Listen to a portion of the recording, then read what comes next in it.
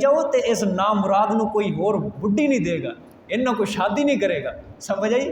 یہ عورتیں کہتی ہیں پنجاب کی کہ میں اگر یہ گھروں چلی گئی نا اس نامراد نو کوئی رشتہ نہیں دے گا.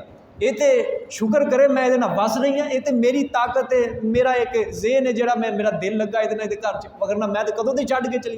پھر مرد کہتا ہے اچھا تیری ایسی کی تیسی، تو میرے ساتھ اس طرح بات کرتی ہے، اگر میں تجھے طلاق دے دوں نا تجھے کوئی رشتہ نہیں دے گا، جا دفع ہو جا. اللہ فرماتے ہیں زیادہ بڑھ کے نہ مارو. اگر بیوی نے علیحدگی اختیار کر لی میں بیوی کو دوسرا خامن دے دوں گا، اگر خامن جدا ہوتا ہے میں خامن کو دوسری بیوی دے دوں گا. اللہ فرما رہی ہے. سمجھ آئی؟ سمجھو بات. وَإِن يَتَفَرَّقَا يُغْنِ اللَّهُ كُلًّا مِّن سَعَتِهِ، اور اگر جدا ہو جائیں وہ دونوں، یغنِ اللہ تو اللہ غنی کر دے گا، كُلًّا مِّن سَعَتِهِ دونوں کو اپنی فراخی سے. اللہ کے ہاں کوئی کمی نہیں ہے. وہی بات آ گئی، اللہ تعالیٰ عورت کو دوسرا خامن دے دے گا اور مرد کو دوسری بیوی دے دے گا، غنی کر دے گا اپنی فراخی سے. اللہ کے ہاں کوئی کمی نہیں ہے وسعت کی، اللہ کے خزانوں میں کوئی کمی نہیں، اللہ دونوں کو غنی کر دے گا. وَكَانَ اللَّهُ وَاسِعًا حَكِيمًا، اور ہے اللہ پاک فراخ، ہے اللہ پاک بڑے فراخ، حکیماً حکمتوں والے ہیں. سمجھ آئی؟ ہے اللہ پاک بڑے فراخ اور حکمتوں والے ہیں. آگے سمجھے جی. وَلِلَّهِ مَا فِي السَّمَاوَاتِ وَمَا فِي الْأَرْضِ، یہ پیچھے واسعاً حکیمہ گزرا ہے نا، واسعاً لفظ، اللہ تعالیٰ بڑے فراخ ہیں. یہ اس واسعاً کی اللہ تعالیٰ دلیل دینے لگے کہ میں کس طرح فراخ ہوں، میری کائنات، میری قدرت کس طرح فراخ ہے، میری طاقتیں کس طرح فراخ ہے. اللہ اس کی دلیل بھی دیں گے اور پھر اللہ تعالیٰ فرمائیں گے کہ سب کچھ اختیار میرے ہاتھ میں ہے، اس لیے مجھ سے ڈرو، میرے حکام کی تعمیل کرو. سارے اختیارات میرے، سارے کام میرے اختیار میں ہیں، مجھ سے ڈرو، میرے حکام کی تعمیل کرو. اور نیز دلیل وسعت کی دلیل ہے. اللہ فرمانے وَلِلَّهِ مَا فِي السَّمَاوَاتِ وَمَا فِي الْأَرْضِ، اور صرف اللہ ہی کے لیے ہے جو کچھ آسمانوں میں ہے اور جو کچھ زمینوں کے اندر ہے. جو کچھ آسمانوں میں ہے، جو کچھ زمینوں میں. یہ دلیل وسعت ہے جی، کہ اللہ تعالیٰ فرما رہے ہیں میرے خزانوں میں کوئی کمی نہیں ہے، میرے ہاں کوئی کمی، میرے ہاں فراخ ہے، میرا فراخ ہے، کوئی کمی نہیں، سب کچھ ہے ہی زمین و آسمان میں میرا ہے. وَلَقَدْ وَصَّيْنَا الَّذِينَ أُوتُوا الْكِتَابَ، اور البتہ تحقیق. اچھا اس کا ترجمہ کرنے سے پہلے میں ایک عبارت پڑھنے لگا ہوں، وہ عبارت غور سے سمجھنی ہے، پھر میں آگے ترجمہ کروں گا.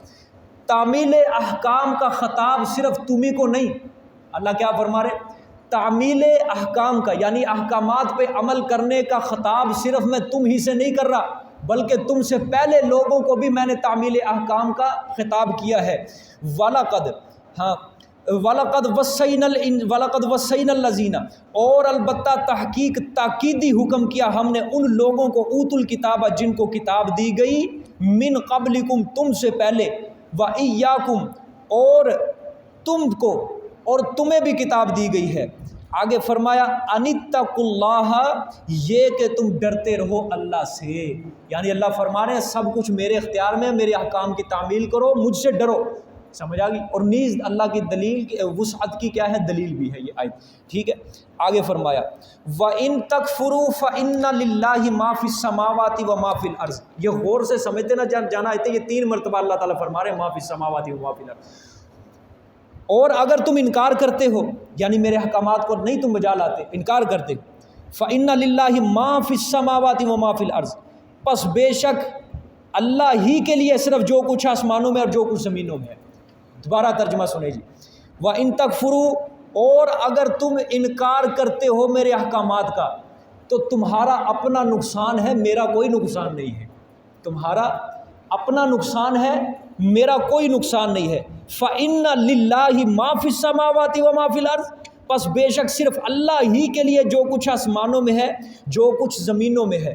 تو ایسے بادشاہ کو کیا نقصان ہو سکتا ہے جب کہ سارے آسمان اور زمین ہی اسی کے ہیں اور جو کچھ چیزیں ہیں اسی کو، ایسے بادشاہ کا کیا نقصان ہو سکتا ہے. صحیح ہے. وَكَانَ اللَّهُ غَنِيًّا حَمِيدًا، اور ہے اللہ پاک بے پرواہ، حمیدن اور تعریف کیے ہوئے، تعریفوں والے. غنیًا کیا مطلب ہے؟ بے پرواہ ہے. کس چیز سے بے پرواہ ہے؟ تمہاری تابع داری سے. نئی احکامات پہ عمل کرتے نہ کرو، میرا کیا نقصان ہے، مجھے تمہاری اطاعت کی، تمہاری عبادتوں کی کوئی ضرورت نہیں ہے، میں تو بے پرواہ ہوں، میں تو غنی ہوں اس چیز سے. سمجھ آئیے کہ نہیں؟ جس طرح سورۃ فاطر کے اندر بھئی اللہ تعالیٰ ہے ہی غنی ہے ہر چیز. سمجھ، اللہ کو کسی چیز کی ضرورت نہیں ہے. سمجھے، انسان عبادت کرے نہ کرے، احکامات پہ عمل کرے نہ کرے، یہ اس کی اپنی مرضی، اللہ کا کوئی نقصان نہیں ہے اس کے اندر۔ اگر کرتا ہے تو اللہ کا کوئی نہیں ہے، کوئی فائدہ نہیں ہے اس میں، اپنا اس کا فائدہ ہے۔ اگر نہیں کرتا اللہ کا کوئی نقصان نہیں ہے، اس کا اپنا ہی نقصان ہے، اپنے آپ کے اوپر ہی وہ ظلم ڈھا رہا ہے۔ سمجھے، اللہ نے تو کوئی جزا اور سزا دینی ہے، سمجھے، ثواب اور گناہ دینا ہے اللہ تعالیٰ نے اسے، کیا کرتا ہے ثواب ملے گا، نہیں کرتا گناہ ملے گا۔ ویسے اللہ تعالیٰ ہے کیا ہے، غنی ہے، بے پرواہ ہے۔ سورۃ فاطر کے اندر اللہ تعالیٰ نے فرمایا یا ایھا الناس انتم الفقراء الی اللہ، اوے پوری کائنات کے لوگوں تم سب کے سب کیا ہو، فقراء، فقیر کی جمع ہے، کیا ہو تم سب کے سب، فقیر ہو، الی اللہ، کس کے دروازے کے، اللہ کے دروازے کے، واللہ هو الغنی، اور غنی صرف کون ہے، اللہ تعالیٰ ہے۔ سمجھ آئی ہے، مالدار، بے پرواہ، سب کچھ، کسی کے خزانے میں کمی نہیں ہے، یعنی اللہ فقیری سے بے پرواہ ہے، فقیری سے اللہ تعالیٰ بے پرواہ ہے۔ سمجھ آئی ہے، اللہ غنی ہے۔ یا ایھا الناس، پوری کائنات کے لوگوں، اس میں بھئی نبی، ولی سب آ جاتے ہیں، امام، صحابہ، مفسرین، محدثین، قیامت تک آنے والے سب لوگ اس کے اندر شامل ہیں، مسلمان ہے، کافر ہے، سب اس کے اندر شامل ہیں کہ تم پوری کائنات کے لوگوں تم میرے دروازے کے فقیر ہو، غنی صرف اللہ ہے۔ سمجھ آئی ہے، آگے دیکھیں وَلِلَّهِ مَا فِي السَّمَاوَاتِ وَمَا فِي الْأَرْضِ، اب یہ پیچھے اللہ نے فرمایا نا غنیًا، بے پرواہ ہے، اب یہ اس کی دلیل ہے، وَلِلَّهِ مَا فِي السَّمَاوَاتِ وَمَا فِي الْأَرْضِ، اور اللہ ہی کے لیے ہے جو کچھ آسمانوں میں ہے اور جو کچھ زمینوں میں ہے۔ اور آگے فرمایا وَكَفَى بِاللَّهِ وَكِيلًا، اور کافی ہے اللہ پاک کام بنانے والے، اور کافی ہے اللہ پاک کام بنانے والے۔ سمجھ آئی ہے، یعنی اللہ کو پوری قدرت ہے، پوری قدرت ہے اللہ تعالیٰ کو۔ اب سمجھے ان آیتوں کو کتنی مرتبہ آیا یہ وَلِلَّهِ مَا فِي السَّمَاوَاتِ وَمَا فِي الْأَرْضِ، 3 مرتبہ آیا ہے۔ بڑا زبردست اشکال ہے یہاں پہ کہ اللہ تعالیٰ کے کلام میں تکرار، کہ اللہ بار بار ایک ہی آیت کو ذکر کر رہے ہیں، ایک بار ذکر کر دیتے تو سمجھ آ جاتی کہ بار بار اللہ تعالیٰ ذکر کر رہے ہیں، بار بار ذکر، یہ ہوتے ہیں قرآن پاک کے اسرار اور رموز سمجھنے والے۔ سمجھ آئی ہے، یہاں پہ کوئی محنت نہیں کرتا، کوئی نہیں اگلے کو سمجھاتا کہ کیوں اللہ تعالیٰ نے یہ بیان فرمائے 3 دفعہ تھے، میں نے ترجمے کے اندر بالکل آپ کو سمجھا دیا۔ دیکھیں پیچھے آیا نا پہلا جو دیکھیں وَلِلَّهِ مَا فِي السَّمَاوَاتِ وَمَا فِي الْأَرْضِ، میں نے کہا نا یہ اللہ کی وسعت کی دلیل ہے۔ اللہ تعالیٰ نے فرمایا کہ اگر خامد بیوی کے درمیان تفرقہ ہو جائے، ٹھیک ہے، تو پھر اللہ کے درمیان، اللہ کے ہاں وسعت کی کوئی کمی نہیں ہے، بلکہ اللہ کے ہاں وسعت ہی، وَلِلَّهِ مَا فِي السَّمَاوَاتِ وَمَا فِي الْأَرْضِ، سب کچھ زمین و آسمان میں ہے ہی اللہ کا، اس کے ہاں کیا کمی ہو سکتی ہے، یہاں پہ اللہ تعالیٰ نے یہ بیان کرنا مقصود ہے۔ دوسرا آیا ہے فَإِنَّ لِلَّهِ مَا فِي السَّمَاوَاتِ وَمَا فِي الْأَرْضِ، یہاں پہ اللہ تعالیٰ کا بیان کرنے کا مقصد یہ ہے کہ اگر تم احکامات پہ عمل نہیں نہ کرتے تو پھر میرا کوئی نقصان نہیں ہے، تمہارا اپنا ہی نقصان ہے، کیونکہ زمین و آسمان میں سب کچھ تو ہے ہی میرا، ایسے مالک کا تم کیا نقصان کر سکتے ہو جو جس کے پاس زمین و آسمان کی ساری چیزیں ہیں۔ تو یہ دفع ضرر ہے، یعنی اللہ تعالیٰ نے نقصان کو ختم کیا، میرا کوئی نقصان نہیں، یہاں اللہ کے بیان کرنے کا یہ مقصد ہے۔ تیسری مرتبہ آیا وَلِلَّهِ مَا فِي السَّمَاوَاتِ وَمَا فِي الْأَرْضِ، میں نے کہا یہ پیچھے غنیًا لفظ ہے، یہ اس کی دلیل ہے۔ اللہ فرمانا چاہتے ہیں میں تمہاری باتوں سے بے نیاز ہوں، میں بے پرواہ ہوں تمہاری باتوں سے، مجھے کوئی ضرورت نہیں ہے، اس لیے کہ وَلِلَّهِ مَا فِي السَّمَاوَاتِ وَمَا فِي الْأَرْضِ، زمین و آسمان میں جو کچھ بھی ہے وہ میرا ہے۔ اس طرح یہ تکرار نہیں ہوگا، بیان ذکر تو اللہ تعالیٰ نے 3 مرتبہ کیا ہے، لیکن مقصد سب کا کیا ہے، الگ الگ ہے، علیحدہ علیحدہ، جدا جدا ہے۔ سمجھ آ گئی؟ آگے فرمایا جی وَإِن يَشَأْ يُذْهِبْكُمْ إِن يَشَأْ يُذْهِبْكُمْ أَيُّهَا النَّاسُ وَيَأْتِ بِآخَرِينَ، اگر چاہے تو ختم کر دے تمہیں اے لوگوں اور لے آئے دوسرے لوگوں کو۔ یہ اللہ فرما رہے ہیں امر تقویٰ میں، تقویٰ کو جو میں نے تمہیں حکم کیا ہے نا، تم سعادت سمجھو، سعادت سمجھو، جو میں تقوی کا تمہیں احکامات کا حکم دے رہا ہوں اس کو کیا سمجھو، سعادت سمجھو، اپنے لیے خوش بختی سمجھو۔ نہیں عمل کرو گے تو پھر میں کسی اور قوم کو لے آؤں گا، کوئی ضرورت نہیں ہے مجھے تمہاری، نہیں عمل کرو گے اور قوم کو لے آؤں گا۔ دیکھیں جی آیت إِن يَشَأْ يُذْهِبْكُمْ، اگر چاہے تو ختم کر دے تمہیں اے لوگو، یا ایھا الناس، ایھا الناس، اے لوگو، وَيَأْتِ بِآخَرِينَ، اور لے آئے دوسرے لوگوں کو۔ سمجھ آ گئی؟ وَكَانَ اللَّهُ عَلَىٰ ذَلِكَ قَدِيرًا، اور یہ اللہ کے اوپر مشکل نہیں ہے، اور ہے یہ اللہ کے اوپر یہ کام قدرت رکھنے والے، اللہ تعالیٰ ہے اس کام کے اوپر قدرت رکھنے والے، اللہ کو پورا اختیار ہے، اللہ کو پوری طاقت ہے، اللہ یہ کام کر سکتے ہیں۔ سمجھ آ گئی کہ نہیں؟ ہاں، جس طرح آپ صلی اللہ علیہ وسلم نے مکہ مکرمہ کے اندر جب اپنی نبوت کا دعویٰ کیا تو مکے میں رہنے والے زیادہ تر تعداد انہوں نے انکار کیا، سمجھے. لیکن جب مکے والوں نے انکار کیا، اللہ تعالیٰ نے اس کے مقابل مدینہ منورہ کے اندر ایک بڑی جماعت انصار مدینہ کی تیار کر دی. دوسرے لوگوں کو اللہ تعالیٰ اللہ نے فرمایا اگر تم نہیں مانتے تو جاؤ وہ مدینہ منورہ دور شہر ہے یثرب کی زمین، میں وہاں سے جماعت کھڑی کر دوں. انصار مدینہ کتنے زیادہ لوگ تھے جنہوں نے اسلام قبول کر لیا تھا. آپ صلی اللہ علیہ وسلم نے ابھی ہجرت نہیں کی تھی، مکہ مکرمہ میں تھے، سمجھ آئی. جب آپ صلی اللہ علیہ وسلم مدینہ منورہ آئے تو یہودی تھے، خبیث عیسائی سے بڑے بڑے بدبخت تھے، یہ انہوں نے ایمان قبول نہیں. کوئی منافق آئے، کتنی 3-4 جماعتوں سے آپ صلی اللہ علیہ وسلم کا واسطہ پڑا، لیکن اللہ تعالیٰ نے وہاں سے اجمیوں کو اٹھایا. مدینہ منورہ ہے نا، عرب کو نہیں اللہ تعالیٰ نے، پھر اجمیوں کو اٹھایا، بڑے بڑے وہ دور سے. حضرت ابو ہریرہ رضی اللہ تعالیٰ عنہ یہ آئے تھے یمن سے، حضرت صہیب رضی اللہ تعالیٰ عنہ آئے روم سے، یہ حضرت سلمان فارسی آئے ایران سے. دور دور سے اللہ نے اجمیوں کو اٹھایا، یعنی جو غیر عرب تھے اجمیوں کو اٹھا کے اللہ تعالیٰ نے آپ صلی اللہ علیہ وسلم کے قدموں میں پہنچایا. اللہ نہیں کرتے تم کام، میں دوسری قوم کو لے آؤں گا. ٹھیک ہے، اگر تم نہیں قرآن سمجھ سکتے، میں دوسرے کو سمجھا لوں گا، دوسرے کو لے آؤں گا. اگر پاکستان کے لوگ دین کے اوپر عمل نہیں کرتے، جہاد کے اوپر عمل نہیں کرتے تو میں دوسرے عوام کو اٹھا دوں گا، میں دوسرے مجاہدین کو اٹھا دوں گا، دوسرے ملک کے مجاہدین کو اٹھا دوں گا، وہ اللہ کے راستے میں جہاد کریں گے. پاکستان کے لوگ اگر کسی کام کے اوپر عمل نہیں کرتے، میرے احکامات کے اوپر، میں دوسرے ملک کے ذمہ وہ عمل کر، مجھے کیا تمہاری ضرورت. نہیں کرتے ہو جو میں تقوی کا حکم دے رہا ہوں، یہ تم اپنے لیے سعادت سمجھو. نہیں کرتے تو تم دوسری قوم لے آؤں گا. سمجھ آ گئی ہے کہ نہیں؟ ہاں دیکھیں آگے، من کانا یرید ثواب الدنیا. اللہ ابھی سے ہمیں فرمائیں گے کہ کچھ لوگ جو ہے نا مجھ سے مانگتے ہیں صرف دنیا. ٹھیک ہے، یہ شکوہ بھی ہے ایک لحاظ سے. اللہ فرما رہے ہیں کچھ لوگ مجھ سے صرف دنیا ہی مانگتے ہیں. او خدا کے بندو، دنیا ہی نہ مانگو بلکہ اللہ کے ہاں آخرت بھی اور دنیا دونوں مانگو. یہ اللہ اس آیت میں فرمائیں گے. ٹھیک ہے، اور دنیا ہی نہ مانگو بلکہ اللہ کے ہاں آخرت بھی ہے اور دنیا بھی ہے، دونوں چیزیں مانگو. غالباً سورۃ بقرہ کے اندر جب اللہ تعالیٰ نے حج کا بیان فرماتے، اللہ نے فرمایا ربنا آتنا. کچھ لوگ مجھ سے دعائیں کرتے ہیں ربنا آتنا فی الدنیا، یا اللہ ہمیں صرف دنیا دے دے. اللہ فرماتے ہیں آخرت میں ایسے لوگوں کا کوئی حصہ نہیں ہوگا جو صرف دنیا ہی مانگتے. سمجھ آ گئی؟ ہماری دعاؤں کے اندر سب سے زیادہ دنیا ہے، یاد رکھنا. کیا خیال ہے جی؟ سب سے زیادہ دنیا کی طلب ہوتی ہے ہماری دعاؤں کے اندر. یا اللہ اے بھی کر دے، اے بھی کر دے، فلاں کر دے، فلاں کام میرا پہ وہ بھی کر دے، وہ بھی کر دے. آخرت میں ہم کیا لیتے ہیں؟ کوئی بندہ یہ دعا کرتا ہے یا اللہ مجھے دین کی صحیح سمجھ نصیب کر دے، یا اللہ مجھ سے اپنے دین کا کام ہمیشہ لیتے رہنا. ایک ہے بندہ خود پڑھتا ہے، خود دین پڑھتا ہے. ایک ہے بندہ دوسرے کو دین پہ لگاتا ہے. یہ ہوتا ہے اللہ اس سے دین کا کام لیتے ہیں. مثال کے طور پہ بھائی ہم نے اپنے جسم ساتھ تفسیر پڑھی ہے، قرآن کا علم سیکھا ہے. اب اگر ہم نہیں کریں گے، ٹھیک ہے، وہ استاد پڑھا دے گا، اگر ہم نہیں کریں گے. ہمارے استاد خود فرمایا کرتے تھے ہماری قبولیت اللہ کے نزدیک تبھی ہے جب تم یہ قرآن پاک جا کے تم دوسری عوام کو تم پڑھاؤ گے. سمجھ لو ہمارے علم کی قبولیت اللہ کے دربار میں ہوگی. سمجھے؟ اب میری قبولیت یہ ہے کہ آپ کو جو میں پڑھا رہا ہوں قرآن پاک سے، آپ آگے جا کے تبلیغ کریں، آگے جا کے سمجھائیں. سمجھ آئی ہے؟ اب یہ قبولیت ہے میرے لیے، اور آپ سب کے لیے بھی اس میں فائدہ ہے کہ آپ اپنے تک محدود نہ رکھو گے. ظاہری بات ہے قرآن پاک ہے، حق ہے، یہ اس سے بڑی بات ہو کوئی نہیں سکتی اور اس سے چھوٹی بھی کوئی نہیں سکتی. سمجھ آئی ہے؟ سب سے بڑی بات یہ ہے. سمجھ آئی ہے؟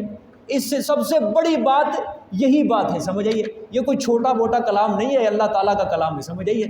یہ حق ہے، آپ حق جا کے سنائیں.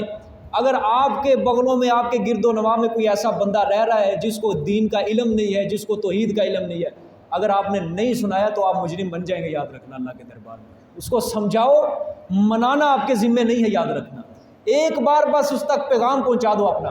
آپ صلی اللہ علیہ وسلم، اللہ تعالیٰ خود فرماتے تھے اپنے میرے پیغمبر آپ کے ذمہ صرف دین کے احکامات پہنچانا ہے، منانا آپ کے ذمہ نہیں. ہدایت آپ کے قبضے میں نہیں، ہدایت صرف میرے قبضے. آپ کا کام آپ کے سر سے اتر جائے گا، بس آپ پہنچا دیں. بھئی آپ کا کام بھی آپ سنتے ہیں، سمجھتے ہیں، آپ آگے جا کے پہنچاؤ. میں اسی لیے کہتا ہوں صرف اپنی اصلاح کی فکر نہ کرو، خدا کے لیے دوسروں کی اصلاح بھی فکر کرو. آپ خود ترجمہ پڑھنے کے لیے آتے ہیں، ماشاءاللہ استقامت دی اللہ تعالیٰ نے آپ کو، ماشاءاللہ مکمل.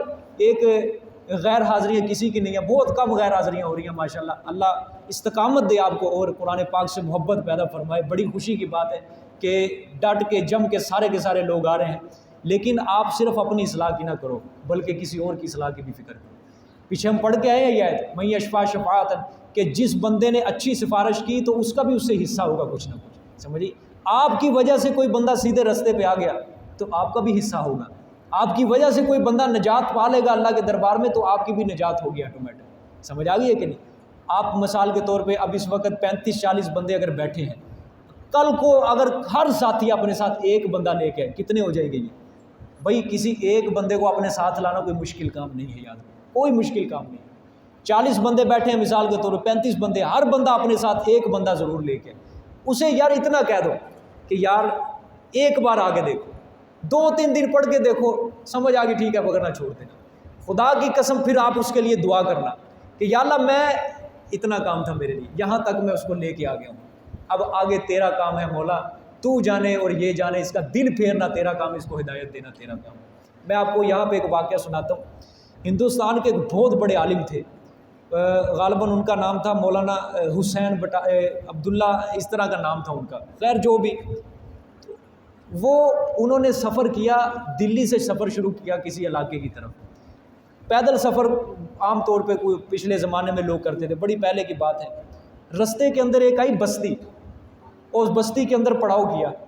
اب وہ مسافر ہوتے تھے، اب پڑاؤ جو ہوتا تھا وہ مسجدوں کے اندر ہوتا تھا۔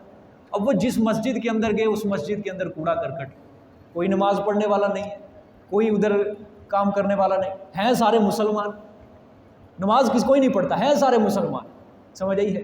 اچھا، اب انہوں نے بستی کے اندر اعلان کرنا شروع کیا، یار انہوں نے کہتے ہم نے خود صفائی کی اس مسجد کی، صاف ستھرا کیا مسجد کو، دھویا مسجد کو، تو نماز پڑھنی شروع، ہم نے اسی علاقے میں اپنے سفر کے دوران تبلیغ کرنی شروع کر دی کہ یار آؤ بستی کے والوں کو تبلیغ کرنی شروع، آؤ نماز پڑھو اس مسجد کے اندر آ کے، نماز پڑھو۔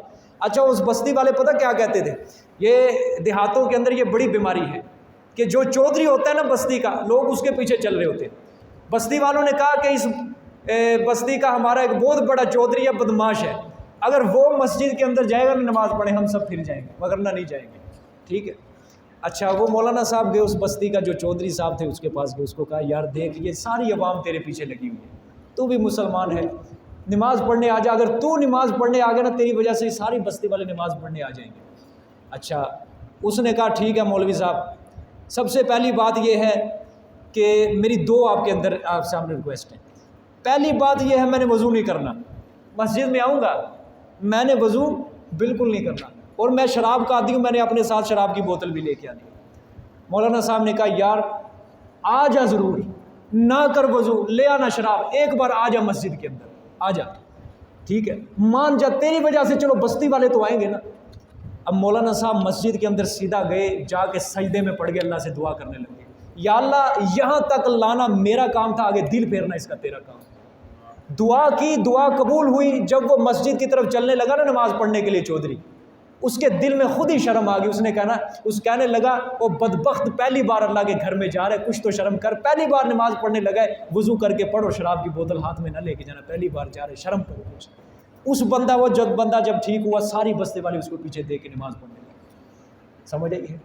یہ ہوتا ہے کہ لے کے تو آؤ نا کسی نہ کسی کو، لے کے آؤ اپنے ساتھ، اگر یہاں تک لے آؤ بس درس قرآن کے اندر، یہ قرآن ہے نا اس کے دل پہ چوٹ کرے گا، سمجھ وَنُنَزِّلُ مِنَ الْقُرْآنِ مَا هُوَ شِفَاءٌ وَرَحْمَةٌ لِّلْمُؤْمِنِينَ، اللہ نے یہ قرآن جو ہم نے اتارا ہے نا یہ مومنوں کے لیے شفا ہے، وَنُنَزِّلُ مِنَ الْقُرْآنِ مَا هُوَ شِفَاءٌ وَرَحْمَةٌ لِّلْمُؤْمِنِينَ، اور رحمت ہے مومنین کے لیے، جب وہ اس میں آئے گا اللہ کی رحمت اس کے اوپر برسے گی، اس کو شفا ملے گی، اس کو جو روحانی بیماری ہے شیطان نے اس کو دین سے دور کیا ہوا ہے، اس کو یہ روحانی بیماری ختم ہو جائے گی۔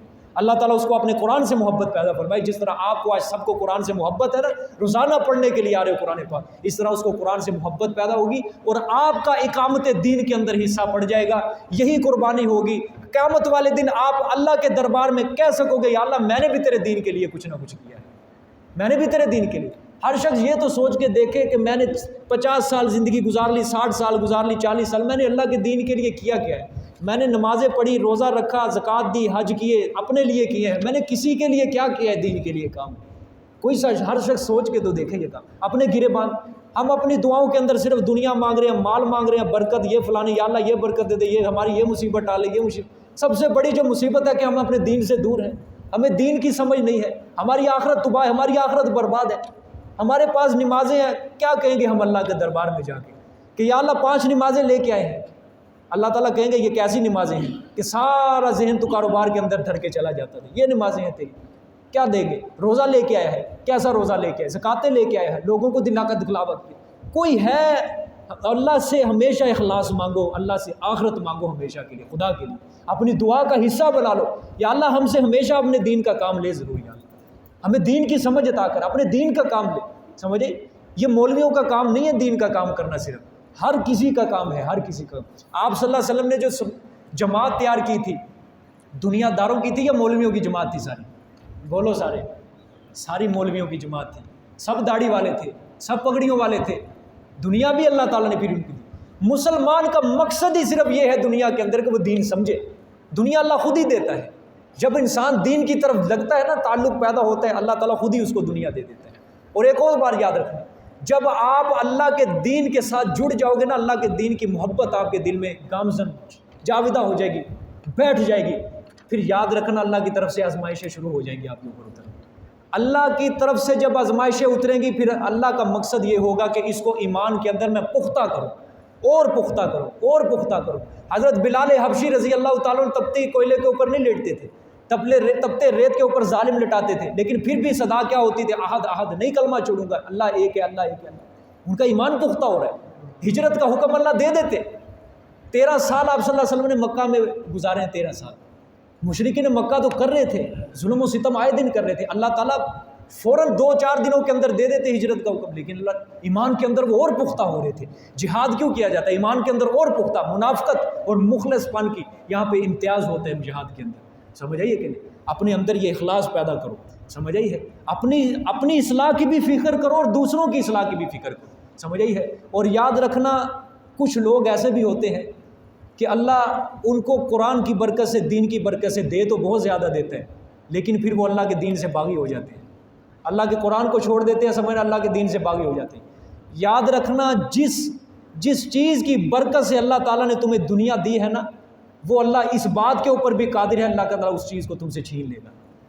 کیا نہیں قادر بولا تھا؟ چھین لے گا اللہ تعالیٰ، چھین لے گا اللہ تعالیٰ۔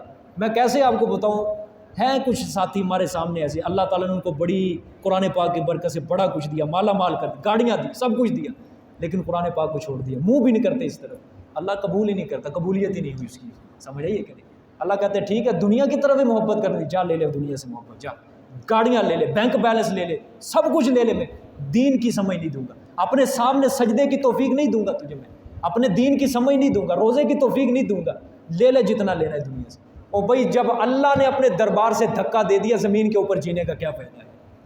جب کوئی ہم کسی کے مکان کے اندر رہیں، اگر مالک مکان ناراض ہو جائے پھر بھی انسان اس کے اندر ہے، انسان کتنی شرم محسوس کرے، میرا مالک مجھ سے ناراض ہے، یہاں رہنے کا کوئی فائدہ نہیں۔ یہ زمین اللہ کی ہے، یہ چھت آسمان جو اللہ نے بنائی یہ اللہ کا ہے، یہ ساری نعمتیں اللہ کی ہے، اگر اللہ ہی ناراض ہو گیا ہم سے، اللہ کے ساتھ ہی ہمارا تعلق نہ بنا، خاک ہمارے دنیا کمانے کا کیا فائدہ، خاک ہمارا جینے کا، زندگی جینے کا کیا فائدہ؟ سب سے بڑی بغاوت تو پھر وہی انسان کرے گا نا جس کا اللہ سے تعلق ہی نہیں۔ لے لے وہ جتنا، کافر کو اللہ نے کیوں اتنی دنیا دی ہے؟